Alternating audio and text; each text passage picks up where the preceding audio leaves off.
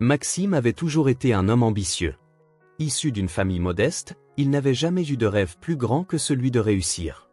En grandissant, il s'était juré de ne jamais se laisser aller et de se battre pour obtenir tout ce qu'il désirait. Au fil des années, son travail acharné et son esprit d'entrepreneur l'avaient mené à la tête de plusieurs entreprises prospères. Il était devenu un homme d'affaires respecté, un millionnaire. Mais cette réussite ne venait pas sans son lot de sacrifices. Son histoire d'amour avec Clara faisait partie des souvenirs qu'il n'aimait pas évoquer. Ils s'étaient rencontrés à l'université, un jeune couple plein de rêves et de projets, partageant des moments simples mais précieux. Clara était belle, brillante et pleine de vie. Mais avec le temps, les choses avaient changé. Maxime s'était concentré sur sa carrière, et Clara, sentant qu'elle n'était plus une priorité pour lui, avait commencé à s'éloigner. Ils avaient eu leur haut et leur bas, mais une rupture définitive survint quand Clara le quitta pour un autre homme, plus attentionné à ses yeux. Maxime, brisé et en colère, n'avait jamais pu comprendre pourquoi elle l'avait abandonné à ce moment-là. Pour lui, cette séparation avait été un coup dur. Non seulement elle était partie, mais elle avait trouvé quelqu'un d'autre. Il ressentait une douleur intense à l'idée qu'elle l'ait abandonné au moment où il semblait enfin réussir. Dans son esprit, il s'était juré de prouver à Clara qu'il pouvait réussir sans elle, qu'il n'avait pas besoin de son amour pour atteindre ses objectifs. Il avait alors mis tout son focus sur sa carrière, devenant de plus en plus riche, de plus en plus puissant, mais aussi de plus en plus seul. Il n'oubliait pas Clara, bien au contraire. Les années passaient, et Maxime se rappelait constamment de cette rupture. Lorsqu'il avait appris que Clara s'était mariée et avait fondé une famille, une profonde rancune s'était installée en lui. Pourquoi était-elle partie pour un autre? Pourquoi n'avait-elle pas cru en lui, à ce moment-là? Ces questions le hantaient. Un jour, alors qu'il s'apprêtait à annoncer ses fiançailles avec Marianne, il eut une idée qui fit naître un sourire satisfait sur son visage. Si son succès n'avait pas eu le pouvoir de la retenir, il pourrait au moins l'utiliser pour lui prouver qu'il était désormais hors de portée. Et si l'idée de l'inviter à son mariage devenait sa manière de la faire souffrir, de lui montrer qu'il avait finalement tout ce qu'elle avait cru qu'il n'aurait jamais? Il se disait qu'elle viendrait, cette fois, non pas pour célébrer son bonheur, mais pour constater sa perte, son échec, sa solitude. Maxime se sentait prêt. Il était désormais prêt à l'inviter pour la voir, enfin, réaliser qu'elle l'avait laissé partir au mauvais moment. Il imagina déjà la scène. Clara, là, au milieu de la salle, observant son mariage parfait, sa vie réussie, en se rendant compte qu'elle n'avait pas fait le bon choix. Cette idée le faisait sourire chaque jour un peu plus. Après tout, il n'était plus ce jeune homme incertain qu'elle avait connu. Il était maintenant un homme accompli, un homme qui n'avait rien à prouver à personne, sauf à elle. Il se leva, décidé, et envoya l'invitation. Clara ne s'attendait probablement pas à recevoir une telle demande. Mais Maxime n'avait pas l'intention de la laisser échapper. L'inviter à son mariage était sa manière à lui de boucler la boucle, de conclure un chapitre de son passé. Il savait que ce serait un moment intense, qu'il aurait une revanche dans cette rencontre. Il n'avait plus de doute, il fallait qu'elle voie ce qu'il était devenu. Le grand jour arriva enfin. Maxime avait tout organisé avec une précision presque militaire. Chaque détail avait été soigneusement pensé, le lieu de la cérémonie, les fleurs, les invités, et bien sûr, la robe de Marianne, qu'il n'avait pas vue, mais dont il savait qu'elle serait d'une beauté éclatante. Il se tenait devant l'autel, vêtu d'un costume élégant, parfaitement taillé, avec un sourire radieux sur le visage. Le moment était arrivé, et Maxime avait hâte que cette journée devienne un souvenir mémorable. Tout était parfait. Il avait une belle femme, un avenir prometteur, une vie pleine de luxe et de confort. Il était désormais l'incarnation du succès, un homme respecté et admiré. Pourtant, dans un coin de son esprit, il y avait cette petite étincelle de vengeance, cette idée persistante qu'il allait enfin voir Clara, son ex, comprendre qu'il n'avait pas besoin d'elle pour réussir. Les invités étaient tous installés, et la salle était pleine d'une énergie palpable. Les murmures et les rires se faisaient entendre, mais Maxime ne les écoutait que distraitement. Son esprit était ailleurs. Il n'avait d'yeux que pour l'entrée de Clara. Il s'imaginait déjà la scène, elle, à l'arrière de l'église, regardant, admirant même, la vie parfaite qu'il avait créée sans elle. Elle devrait se sentir envahie par un mélange de regret et de culpabilité. Enfin, les portes de l'église s'ouvrirent, et un souffle collectif parcourut l'assemblée. La première personne à entrer dans la pièce ne fut pas Clara, mais un petit groupe d'enfants qui se précipitèrent joyeusement dans l'allée, jouant à sauter par-dessus les pétales de fleurs. Leur rire joyeux résonnait comme un écho dans la pièce. Maxime tourna la tête, se demandant ce qui se passait. Puis, il la vit. Clara était là, debout dans l'encadrement de la porte, tout comme dans ses souvenirs, mais cette fois-ci, il y avait quelque chose de différent. Clara n'était pas seule. À ses côtés, il y avait 3 enfants, des triplés, tous vêtus de petites robes et costumes blancs. Ils avaient l'air heureux, insouciants, et étaient si enjoués qu'ils apportaient un souffle de fraîcheur et de vie à la cérémonie. Maxime fut figé, incapable de détourner les yeux. Il n'avait pas anticipé cela. Clara, la femme qu'il avait connue, ne venait pas seule. Elle n'était plus cette jeune femme fragile qu'il avait aimée, mais une mère épanouie et pleine de vie, avec des enfants à son côté. Les triplés, d'une énergie débordante, se précipitèrent joyeusement vers les premiers rangs de l'église, sous les regards attendris des invités. Maxime, pourtant sûr de lui, se sentit soudainement mal à l'aise. Il avait toujours imaginé ce moment comme une victoire, un moyen de lui prouver qu'il avait tout gagné. Mais la vision de Clara, accompagnée de ses enfants, venait briser l'image qu'il s'était construite dans son esprit. Ces triplés, des enfants pleins d'innocence, de rire et de bonheur, rappelaient la vie qu'elle avait créée sans lui, loin de sa froide réussite. Clara s'avança doucement, ses enfants courant autour d'elle. Elle s'arrêta un instant en voyant Maxime, qui était resté silencieux, son regard perdu dans la contemplation de cette scène inattendue. Quand leurs yeux se croisèrent, un petit sourire se dessina sur ses lèvres. Il y avait quelque chose de serein, de calme dans son regard, comme si elle était en paix avec elle-même. Comme si elle n'avait rien à prouver à qui que ce soit, y compris à lui. « Félicitations, Maxime, dit-elle d'une voix douce, mais pleine de dignité. Je vois que tu es heureux. » Ces mots étaient simples, mais leur puissance résidait dans la tranquillité qu'ils transmettaient. Elle n'était pas là pour revendiquer quoi que ce soit, ni pour se justifier. Elle était simplement là pour célébrer la vie, comme elle l'avait toujours fait, avec ses enfants à ses côtés. Maxime se sentit soudainement petit, presque honteux. Elle avait trouvé un bonheur qu'il n'avait jamais su lui offrir, mais surtout, elle semblait bien plus épanouie que lui. Les triplés s'assirent, agitant leurs petites mains et lançant des sourires innocents autour d'eux, inconscients de l'impact de leur présence. Maxime, lui, se sentait piégé dans une série de pensées contradictoires. Pendant un instant, il se rendit compte qu'il n'avait pas préparé son cœur à ce moment-là. Il avait tout misé sur sa réussite matérielle, pensant que cela suffirait à combler le vide laissé par Clara.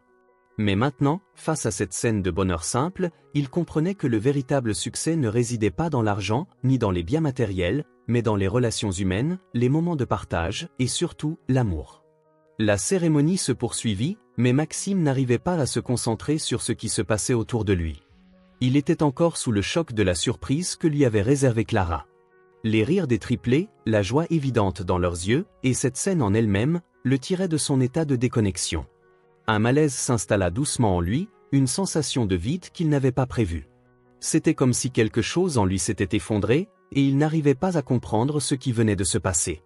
Il avait voulu que Clara souffre, qu'elle le voie réussir, mais en réalité, c'était lui qui se retrouvait face à un profond sentiment de solitude. Il avait beau avoir amassé une fortune et avoir tout ce qu'il voulait en apparence, il se sentait désormais comme un homme vide, incapable de savourer pleinement sa victoire. Les triplés, eux, étaient une source de lumière et de vie. Leur innocence et leur bonheur naturel contrastaient tellement avec la froideur de l'univers dans lequel Maxime évoluait. Ce qu'il considérait autrefois comme des réussites ne semblait désormais plus aussi importante. Il jeta un regard furtif vers Marianne, sa future femme. Elle était radieuse, comme une déesse à ses yeux, mais cette pensée de joie pure ne parvenait pas à balayer son mal-être. Pourquoi se sentait-il aussi vide ? Le dîner qui suivit fut une suite de conversations superficielles, de sourires forcés et d'échanges courtois. Maxime n'arrivait pas à se détacher de ce que Clara représentait pour lui maintenant. Elle, qui semblait avoir trouvé son propre bonheur dans sa vie familiale, avec ses enfants et son mari, contrastait tellement avec sa propre existence. À un moment donné, il se leva, voulant un peu d'air. Il se dirigea vers le jardin de l'hôtel où la réception était organisée. La nuit était tombée, et le calme de l'extérieur l'aidait à organiser ses pensées. Il s'assit sur un banc, observant les étoiles dans le ciel, mais rien ne semblait apaiser le tumulte qui bouillonnait en lui. Maxime pensa à tout ce qu'il avait construit. La réussite matérielle, l'argent, les voitures de luxe, les grandes maisons, mais il se rendait compte que tout cela n'avait pas de valeur s'il n'avait pas d'amour à partager. Pendant longtemps, il avait vu Clara comme un obstacle, un souvenir de sa jeunesse, une femme qui ne l'avait pas soutenu dans sa quête de gloire. Il l'avait rejetée mentalement et avait décidé qu'il réussirait sans elle. Mais maintenant, il voyait que l'absence d'une personne capable de comprendre ses désirs et ses rêves avait créé un vide dans sa vie, un vide qu'il ne pourrait jamais combler avec de l'argent ou des biens matériels. Et puis, il se rappela de quelque chose que Clara lui avait dit une fois, bien avant leur séparation. Elle lui avait dit qu'il ne fallait pas chercher à briller seul, mais à partager son éclat avec les autres. À l'époque, il l'avait trouvé naïf, une sorte de discours idéaliste qu'il avait rejeté. Mais aujourd'hui, ces mots prenaient une résonance toute particulière. Soudain, un bruit le fit sortir de ses pensées. C'était Clara, qui s'approchait doucement, seule cette fois. Elle s'assit à côté de lui, sans un mot, et pendant un instant, il se sentit totalement désemparé. Pourquoi était-elle venue? Pourquoi ne lui avait-elle pas lancé un regard accusateur? Pourquoi n'avait-elle pas montré un signe de souffrance? Je vois que tu réfléchis, dit-elle simplement, brisant le silence.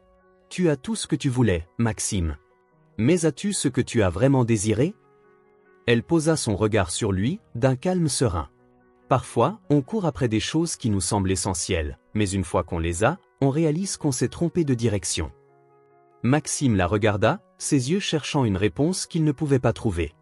Il s'était toujours dit que l'argent et le pouvoir seraient la clé de son bonheur, mais aujourd'hui, il se rendait compte qu'il avait sacrifié bien plus que ce qu'il avait imaginé. Il avait perdu de vue l'essentiel, les liens humains, la complicité, l'amour. Clara poursuivit, presque comme si elle lisait dans ses pensées, « J'ai choisi un chemin différent, Maxime. J'ai choisi de fonder une famille, de construire quelque chose sur des bases solides, basées sur l'amour et la simplicité. Et je suis heureuse. » Elle marqua une pause avant d'ajouter, « Tu m'as dit un jour que j'étais un obstacle dans ta vie, que je n'étais pas à la hauteur de tes ambitions. Mais aujourd'hui, je vois que tu as tout ce que tu voulais, et tu manques de ce qui fait vraiment la richesse de la vie. » Maxime sentit un poids lourd dans sa poitrine. Il n'avait pas de réponse, car elle avait raison. Clara n'était pas là pour se venger ou pour le condamner, mais pour lui offrir une vérité qu'il avait longtemps ignorée. Le silence s'installa entre eux, mais il n'était pas gênant. C'était un silence empreint de réflexion, une prise de conscience qui allait changer quelque chose en Maxime. Il comprit que la véritable richesse ne se mesurait pas à la taille des biens que l'on accumule, mais à la qualité des relations humaines, à l'amour et aux moments partagés avec ceux qu'on aime. Le vent frais soufflait doucement à travers les arbres du jardin, apportant une sensation de calme et de sérénité. Maxime et Clara restaient assis l'un à côté de l'autre, dans un silence qui, bien qu'épais, n'était pas inconfortable. Il sentait qu'un changement s'opérait en lui, comme si les murs qu'il avait érigés autour de son cœur se fissuraient lentement. Ses pensées tournaient dans sa tête, mais cette fois, il ne cherchait plus à fuir la réalité. Il était prêt à l'accepter, à comprendre. Clara, de son côté, avait toujours su qu'il y aurait un moment, un jour, où Maxime se poserait les bonnes questions. Elle avait vu dans ses yeux, au fil des années, l'ambition insatiable et la lutte pour atteindre un sommet qu'il croyait nécessaire. Mais à ce sommet, il avait trouvé la solitude. Elle savait qu'il lui faudrait un déclic, un instant où il pourrait regarder au-delà de ses réussites et voir ce qui avait vraiment de la valeur. Ce soir-là, ce déclic semblait avoir eu lieu. « Maxime, » dit-elle doucement, brisant encore une fois le silence. « Je ne suis pas venue ici pour te juger, ni pour te dire que tu as fait des erreurs. Je suis simplement venue pour te rappeler que l'amour, l'amitié et la famille sont les choses les plus précieuses. Ce sont ces liens qui nous donnent la véritable force. » Maxime tourna son regard vers elle. Il n'avait pas de mots, mais quelque chose dans son regard lui disait qu'il avait enfin compris. Il se rendait compte que Clara n'était pas simplement venue pour le regarder échouer, mais pour lui offrir quelque chose de plus profond, un miroir dans lequel il pouvait enfin se voir tel qu'il était. Un homme qui, malgré sa réussite, avait été prisonnier de sa propre quête de validation. « Tu sais, » commença Maxime d'une voix hésitante, « je t'ai invité ici, au départ, pour te prouver que j'avais réussi, que je n'avais plus besoin de toi. Mais en te voyant ce soir, avec tes enfants, je réalise que j'avais tort. Ce n'est pas de cette manière que l'on mesure sa vie. » Il baissa les yeux, sentant la honte l'envahir. « Je n'avais pas vu ce que j'avais perdu en te laissant partir. J'ai concentré toute mon énergie sur l'idée d'avoir plus, de devenir quelqu'un que j'admirais, mais j'ai oublié ce qui comptait vraiment. » Clara le regarda avec douceur, sans jugement. « Ce n'est pas trop tard pour changer, Maxime. Nous n'avons jamais cessé de vivre, et même si le temps nous a séparés, il n'est jamais trop tard pour se réconcilier avec soi-même. » Ces mots semblaient ouvrir une porte que Maxime n'avait jamais vraiment envisagée. Il se rendait compte qu'il avait passé trop de temps à courir après des choses qui ne le nourrissaient pas véritablement. Il avait délaissé les véritables sources de bonheur et d'épanouissement. Dans son désir de prouver sa valeur au monde, il s'était perdu. Les triplés, joyeux et insouciants, passaient près d'eux, les éclats de rire résonnant dans l'air, et Maxime se surprit à sourire. Il les observait, ces enfants innocents, ces petites âmes pleines de vie qui, sans même le savoir, étaient venus perturber son monde pour lui faire comprendre une vérité essentielle. Il n'était pas né d'un simple désir de posséder, mais d'un désir pur de donner, de partager un amour inconditionnel. Leur présence était un rappel que la véritable richesse réside dans ce que l'on offre aux autres, dans ce que l'on construit ensemble. Clara, voyant le changement dans le regard de Maxime, se leva et lui tendit la main. « La vie est pleine de choix, Maxime. Ce soir, tu as un choix à faire. Tu peux continuer à courir après des illusions ou tu peux commencer à vivre pour ce qui est réellement important. » Maxime prit sa main avec une certaine hésitation au début, mais rapidement, il sentit une chaleur nouvelle envahir son cœur. C'était comme si tout ce qu'il avait appris, tout ce qu'il avait vécu, était en train de converger vers ce moment. Il ne voulait plus être cet homme froid, tourné uniquement vers sa propre gloire. Il ne voulait plus vivre dans un monde où l'on mesure sa valeur à travers des chiffres et des possessions. Il voulait retrouver ce qu'il avait perdu, la chaleur des relations humaines, la beauté de l'amour authentique et la sincérité des liens. « Je crois que tu as raison, » dit-il d'une voix plus ferme, comme s'il venait de faire une découverte qui allait bouleverser sa vie. « Je veux changer, Clara. Je veux apprendre à vivre différemment. » Elle lui sourit, un sourire chaleureux, sincère. « C'est tout ce que je souhaitais entendre, Maxime. » À cet instant précis, Maxime sentit un poids se lever de ses épaules. Il savait que la route vers la réconciliation avec lui-même serait longue, mais il était prêt à commencer ce voyage. Ce n'était pas une fin, mais un nouveau commencement. Le reste de la soirée se déroula dans une atmosphère différente. Maxime retourna parmi les invités, non pas avec l'orgueil d'un homme qui avait tout, mais avec l'humilité de celui qui venait de comprendre que la vie ne se mesurait pas en biens, mais en moments partagés, en amour donné et reçu. Clara et ses enfants, avec leur simplicité et leur joie, étaient désormais pour lui des symboles d'une vie plus authentique, une vie qu'il allait chercher à vivre pleinement. Avant de partir, dites-nous d'où vous regardez cette vidéo dans les commentaires. Et si vous avez apprécié cette histoire, n'oubliez pas de vous abonner à la chaîne et d'activer la cloche pour ne rater aucune de nos prochaines vidéos. Nous publions 2 vidéos par jour, à 10h et à 18h30 et ce tous les jours.